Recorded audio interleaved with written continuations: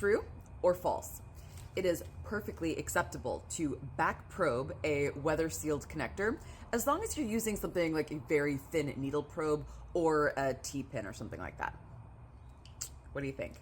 This is a tricky one because although it's something that I feel like so many of us are doing out in the field every single day, this practice is actually something that most manufacturers, like Toyota for example, recommend against. So why should we avoid backproofing connectors that have weather seals like this? Because we could split the seal, which could allow moisture, dirt, or debris to get inside and cause corrosion over time.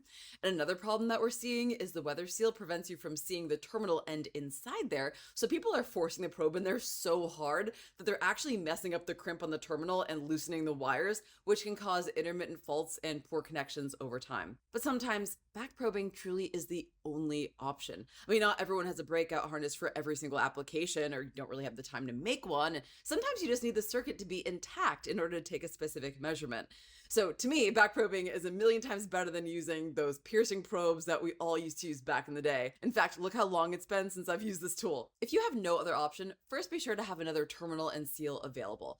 That way, if you do damage the seal or the crimp during testing, you can just replace it. Right? We don't want any damage to come to the vehicle through our testing techniques. We always want to return the car in better shape than we found it, right? So in back probing, here are some suggestions for how to cause as little damage as possible.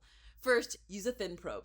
But instead of using a sharp, pointy probe or pin, use one of these spoon tips that have a rounded edge. Second, I like to put a little dielectric grease on the tip to help it slide past the seal without ripping it. You could also spray a little lube or WD-40 in there. And lastly, it's best to sneak the probe on the outside of the seal, between the seal and the connector body, rather than jamming it in where the wire is. This helps you make contact with the side of the terminal and reduces the risk of damaging the crimp. So, what do you think? Do you agree with me?